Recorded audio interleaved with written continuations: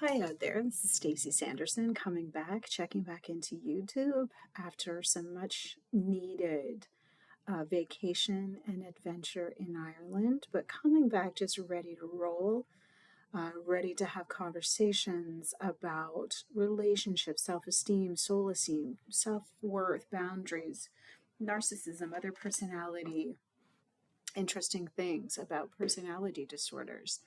And the topic today is copying. Is it complimentary or creepy?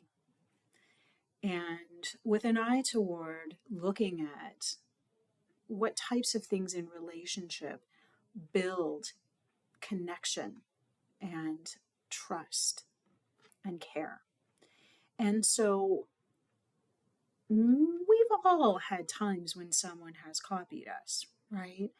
And for me, it's triggering. And I own that.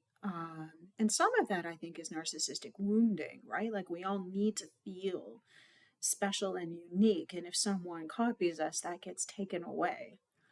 Is it flattering?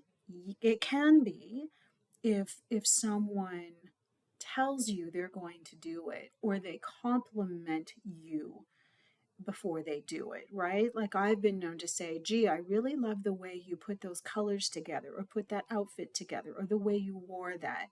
Or I really like what you've done with your hair. That's something I might try. Very complimentary, right? And there's a permission there. But if someone is doing it without your permission, to me, that's a boundary violation. Worse, if someone, and believe this happens to me, if someone treats you with contempt or resentment, or if they don't even acknowledge you and they copy you, then that's a problem. Which leads me to talk a little bit about how copying shows up as a behavior, conscious or not, in different types of personality disorders. And in narcissism, or NPD, copying is used as a way to fake connection with people or to fake that you've got something in common. But it can devolve into being a sort of authenticity, uniqueness, and identity theft, right? Anyone who's been in a relationship or a friendship with a narcissist knows what I'm talking about, right? Because it's subtle. You may cheer for a particular sports team, and all of a sudden, so do they. You may really love a particular genre of novel, all of a sudden, so do they. It can feel like all of a sudden you've got this shadow. And the reason for that is because narcissists lack authenticity.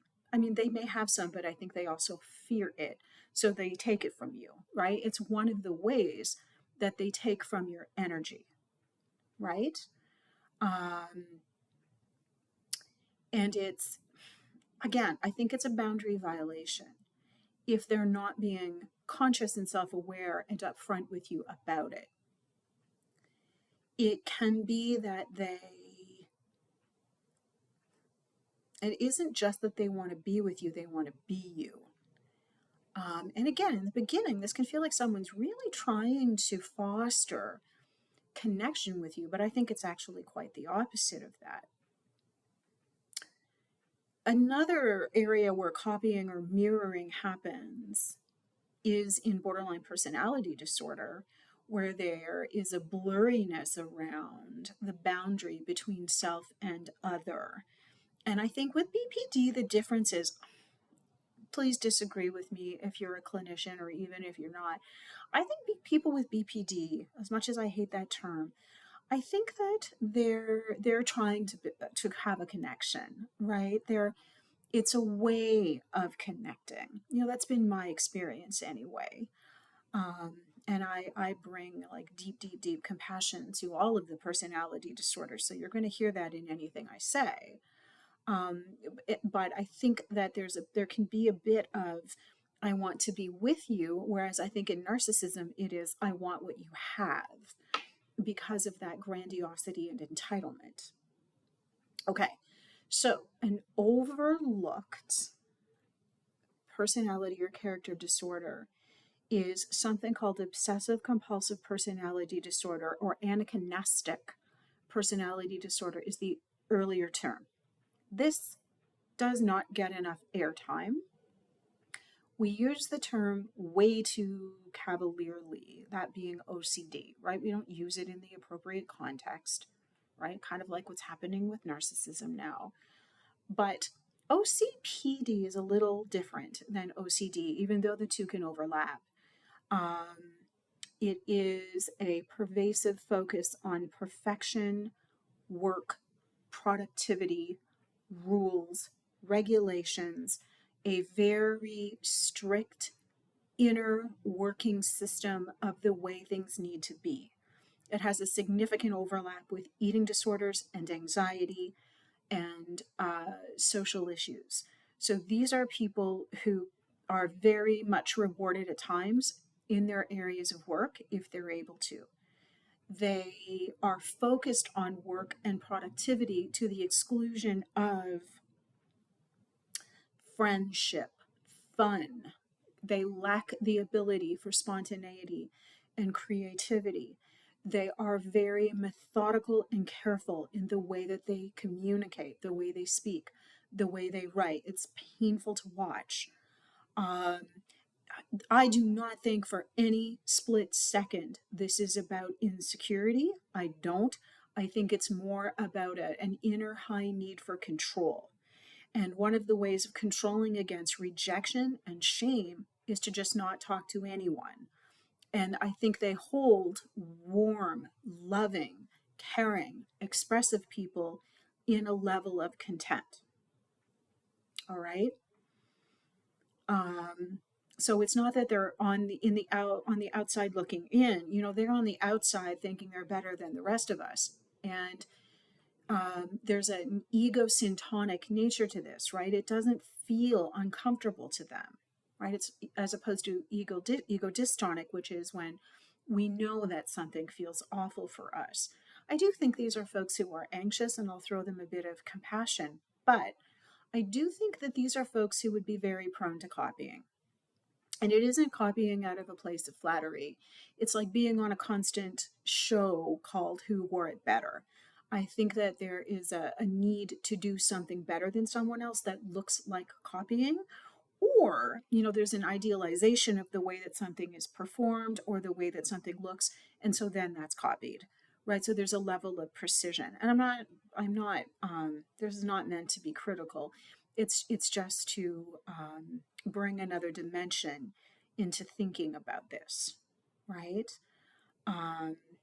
Because with all different types of people, they may copy you for all different types of reasons.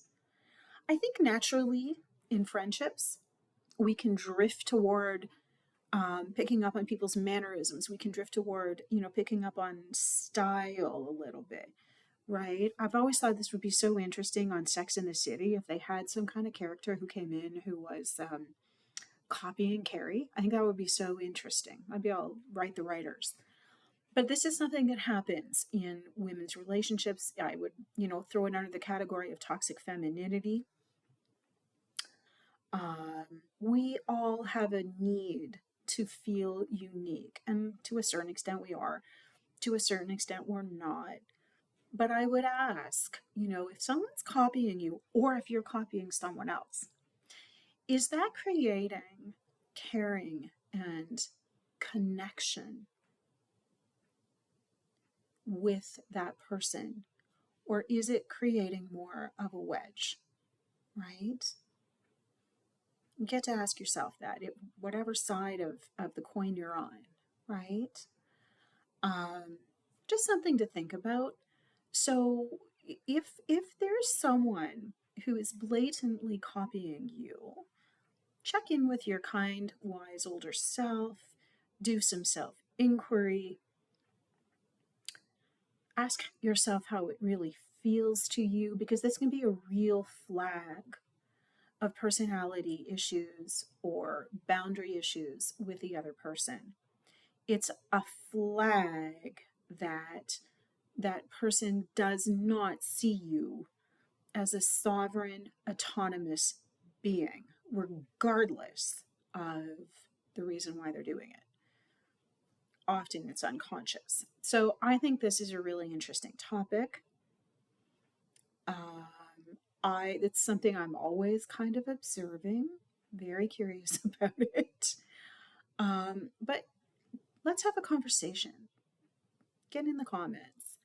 If you haven't, like and subscribe to the channel.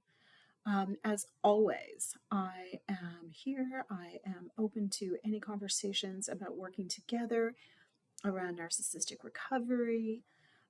Let's keep the conversation going. But I definitely want to hear from you.